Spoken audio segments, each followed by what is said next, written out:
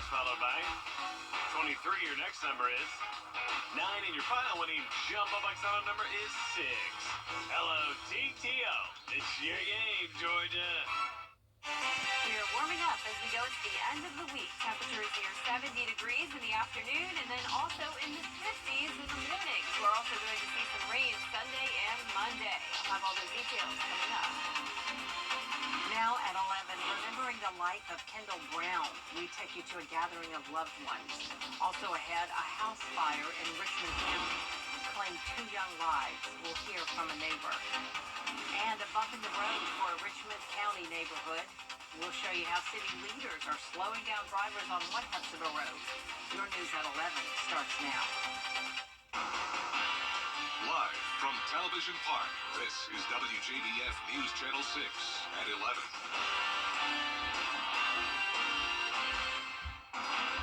Good evening, everyone. I'm Jenny Montgomery. Thank you so much for joining us. Coverage you can count on begins with the community remembering the life of an Augusta man who went missing last week. Nikita Dennis is live now in the Satellite News Center with the story. Nikita? Yeah, Kendall Brown was well known throughout Augusta, and tonight loved ones gathered at the last place he was seen. That I wish that last time that I had seen him, or that last time that I spoke to you on January 31st, that you would have really, really shared with me the magnitude of what you were going through. You know, we talk all the time, but the magnitude. A mother knows when her child is not, there's something going on. Kendall Brown's mother remembering the last moment she had with her son.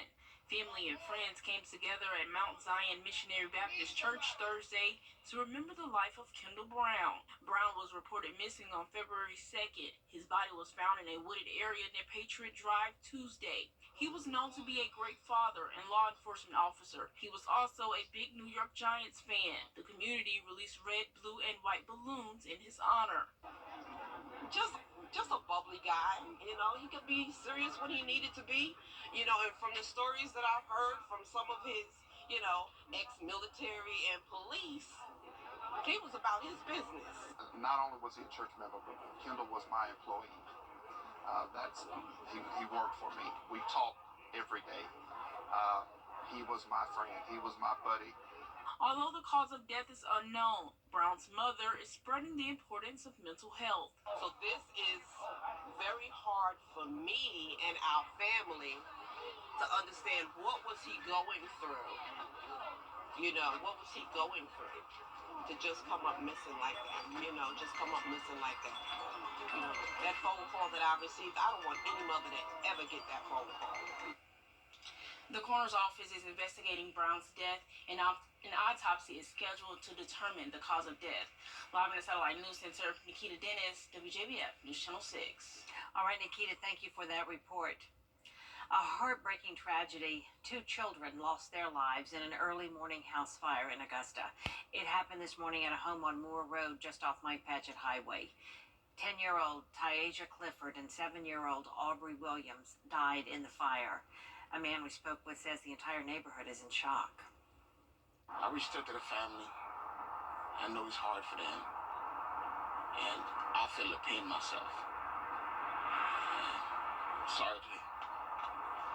I'm a little shook up right now. The mother and a 13-year-old were also at home during the fire.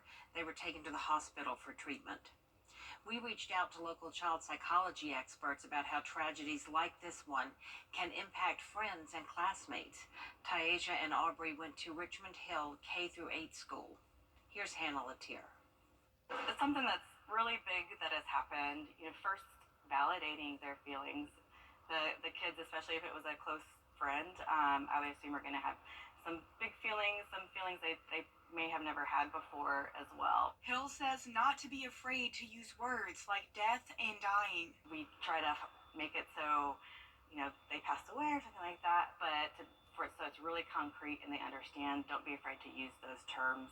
Letting kids express their grief through play can also make it easier for them to share their feelings. They might want to color about something and it'll end up, talking about their friend. If it's someone that was close to them, if they bring up how their friend has died, open up that conversation. If your child is scared about a similar tragedy possibly happening to them, provide them reassurance. How you're going to keep them safe. And if the worst were to happen, who are the helpers that will come help? In some cases, speaking to a professional could be the best option. Some kids initially will have problems sleeping or hard time concentrating in school. If that's something that lasts, longer than a few weeks, that's where I would want parents to talk to their pediatrician about additional measures that might help support their child. Shifting gears now, taking a first check of the forecast. Here's meteorologist Jenna Petracci. Well, it's a pleasant night, Jenny. It is pretty cloudy, but we're dry for now, and temperatures are much warmer than they were this time last night. Here's a live look in at our Terry Lambert Hyundai Skyview cam over in Aiken. Right now, we are in the low 40s, but even some low 50s still. That's what we're seeing in Swainsboro. But 40 degrees exactly in Aiken, Augusta at 41, right in the middle in Allendale at 45 degrees, 47 in Sylvania. Gibson, you're at 43, 45 in Sparta, and 46 in Waynesboro. As I mentioned, much warmer than yesterday. If you were out and about early this morning, I'm sure you felt the very cold air, and there was some frost as well. We were well below freezing in the 20s. That is no longer the case. We are 8 degrees warmer in Augusta, 13 degrees warmer in Millen, and 14 degrees warmer in Wrightsville and Swainsboro. So definitely seeing that warming trend, all due to the clouds and the southerly wind coming in. Very light though, only up to around 5 miles per hour. And there's the clouds on satellite and radar acting as a blanket, helping to keep things warmer. All high-level clouds for now, though, not the type to bring us any rain. We do still have high pressure along the east coast, so that'll keep us dry for tomorrow and Saturday as well. So just the clouds tomorrow, temperatures in the low 40s to start your Friday. And then as we go into the next few days, we'll continue to warm up. We'll see temperatures in the afternoon reach the 70-degree mark. And then we're also going to see some rain on Sunday, more rain on Monday, along with some gusty winds and some thunderstorms possible. I'll break down all those details coming up shortly, but back to you, Jenny. All right, thank you, Jenna. Traffic is moving along Columbia Road again after a crash earlier tonight forced part of that road to be shut down briefly. The accident happened near Flowing Wells Road in front of the Kroger Shopping Center. Columbia County Dispatch confirms one vehicle and one motorcycle were involved. Injuries were reported, but we don't know the conditions of the drivers. Stay tuned to News Channel 6 for more information. Efforts to protect the Olive Road overpass are coming too little too late. Wednesday, a large beam was knocked off the bridge after it was hit by a truck trying to get under it. Several weeks ago, Commissioner Wayne Guilfoyle proposed installing padded chains at bridge height to alert drivers, but no action was taken. Traffic engineer was supposed to get a cost in. Administrator is supposed to be bringing it back before us, but it's a little too late for it now. Hopefully we can put it in place before the bridge opens back up. And, it'll be worth just to keep this from happening again. Olive Road Bridge will be closed until repairs are completed. CSX says the work could take up to 3 months. An Augusta neighborhood is getting a big bump to slow down traffic. After many complaints, 12 speed humps have been approved for Farrington Drive. This year, commissioners approved $140,000 for speed humps across the city, allowing $14,000 for each district. But the cost for Farrington Drive totals about $54,000. I want to be able to use whatever funding I have in District 3 for speed humps. Which I don't think I had. Like I say, I don't recall having 12 speed humps in District 3.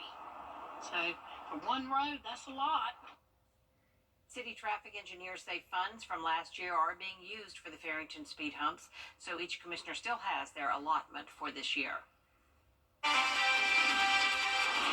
our temperatures and our rain chances are going up. I'll break down all the details when we return. This is going to be Excellence in wellness.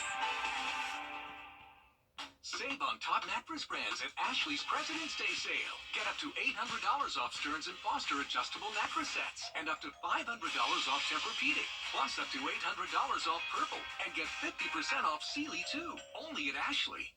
The Live 5 for 6 Skyview Network, sponsored by Terry Lambert Hyundai. Now, your most accurate forecast with WJBF Live 5/6. Welcome back. Let's start out with a school shout out. This week I visited Merriweather Elementary School in North Augusta for the second time. Always enjoy coming here.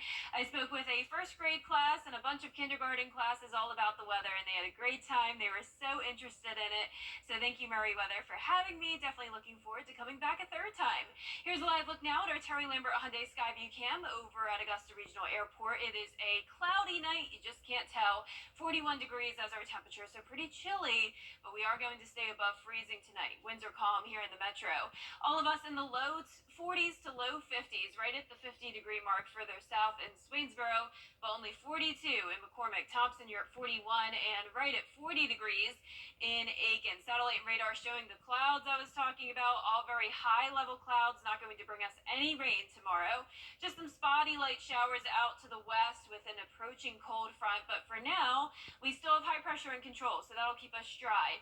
The main story tomorrow is the warm-up. We'll have the southerly flow bringing temperatures to around the 70-degree mark. High pressure will be moving out, and we'll have a low pressure system moving in, which will eventually bring us some rain chances over the weekend. So we're going to have this front approach us, and this will linger in the area, so we'll have unsettled weather from around Saturday night all the way through Monday night. So rain chances up to 70% Sunday, 80% Monday, and that's the day we'll have to watch for some strong to severe storm potential as well. So pretty much a split forecast this week. If you want to make outdoor plans, I would suggest Saturday. Nice and warm, just cloudy, so not much sunshine over the next few days, but cloudy along with the rain on Sunday, and it'll be pretty much on and off throughout the day. And then as we jump ahead to Valentine's Day, completely different story. We'll be back to sunshine and we'll be cooling down. 62 in the afternoon, starting out the day around 36, so back to average temperatures. But let's jump ahead to Saturday evening. There's the cold front approaching our area, and then there's also going to be low pressure that forms. So most of Saturday will be dry, maybe a few showers in our northern counties late at night, but it really won't come through until Sunday morning. Then this will transition to a warm front, and that lifts up to our north, and then we end up going in between the warm and cold front. Whenever that happens, we have a lot of instability. We're in the warm sector, and that gives us the fuel for thunderstorm development. So that's why we're going to have to watch Monday very closely. Notice some heavy downpours here as well, and I'm expecting those winds to be pretty gusty, between 20 to 35 miles per hour. And of course, if we have severe storms, they'll be even stronger than that. So a lot of uncertainty here still, depending on that placement of the front and low pressure, but we'll keep you updated. Tuesday morning around 6 a.m., back to just clouds. We will be drying out, but a good amount of rain coming through all the way through early Tuesday morning. We'll see around 2 inches across the CSRA. Lower amounts down towards the south, higher amounts to our north. So we will have to watch out for some isolated flooding concerns. And speaking of that, tomorrow is the final day of severe weather preparedness week, and meteorologist Miller Hyatt will be here to talk to you all about flood safety, so be sure to join us for that. Tomorrow morning, low 40s to start, overcast throughout the day, upper 60s in the afternoon with a southwest wind, pretty light tomorrow. Lows tonight all around the 40-degree mark. Highs tomorrow will be anywhere from around 65 to 70 degrees. In your 10-day forecast showing the warm up for now. A lot of cloud cover though, and then that chance of rain Sunday and Monday, both very high chances there. Back to sunshine Tuesday through Wednesday of next week. A beautiful Valentine's Day holiday. We'll be back down into the low 60s, then some more rain possible the following weekend. All right, Jenna, thanks so much. Coming up, the Aiken County Public School District held a ribbon-cutting ceremony today at the new Highland Springs Middle School. Funding to build this school came from the 2018 bond referendum. Enhanced safety features within our building. The entire building is enclosed, and we have interior courtyards that the students can enjoy, which is a new feature. So they have a playground area, or a break area that we call it, which is completely fenced in for their safety and security. Our classrooms also have enhanced safety features. The school opened to students in July of 23.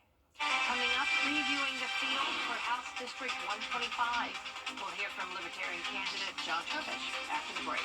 First, though, let's take a look at the winning numbers of tonight's South Carolina Lottery Pick 3, 145, Pick 4, 6155, Fireball 9. You can find information on polling times and precincts at WJBF.com. We'll be right back.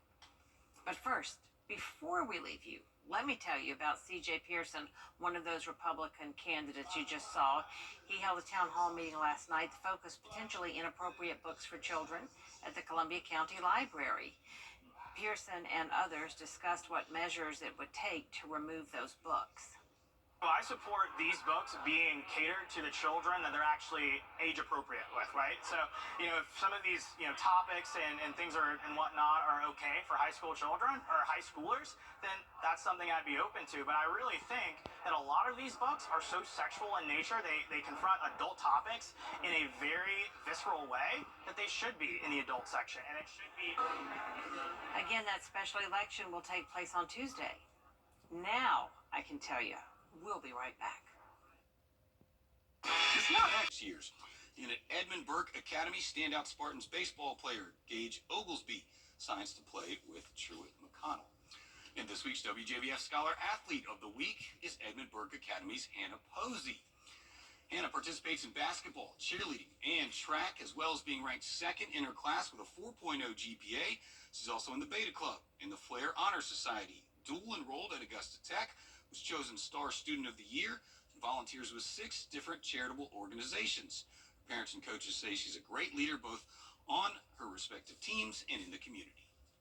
It really feels great that I can be out there and be a model for younger kids, especially. I'm close with some of the younger kids here. I participate in FGE, so being a model to these younger girls is really great. It's been amazing. I'm so proud of her. I've seen how much work she's put into this, and yeah, I'm really proud that she got recognized. She's class president this year, and she just has thrived with that. The thing with Hannah is if she has a goal and she wants to achieve something, she's going to do whatever it takes to do it. She's just a very self-determined young woman. Well, I really just have a passion for it, so I really just carve out time with, friends and just being home to do all this, and it really doesn't feel like a sacrifice at all, so I just love it. This year she's taken a lot of younger girls under her wing. We have 4 or 5 freshman girls who are learning to play at our level, and she takes time with each one of them to make sure they know where they're supposed to be and do what they're supposed to do. And she has a great attitude with them. She takes her time to impart on them what she's learned over the years. Being a healthcare financing for 60 months on a 2023 Ford Bronco Sport SUV. Here's a final check of your 10-day forecast. Cloudy and warm conditions throughout the next few days. We will be near the 70-degree mark. 70% chance of rain on Sunday. 80% chance on Monday. Also the chance of some strong storms. Then the rest of next week will be dry, sunny, and cooler again, near 60 degrees. And that is our report for now. Thanks for watching. Our next news comes your way at 4:30 a.m. with Mary Morrison and Barkley Bishop. Have a good night.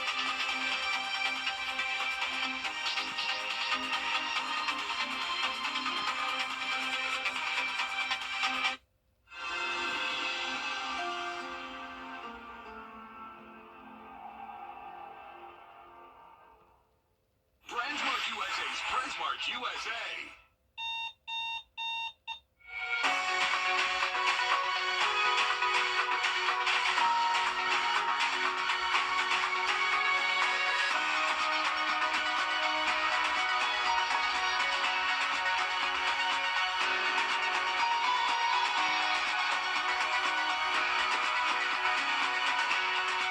Wrestling into the best of St. John Towers. Take us your home, and we'll make your day every day. Buying a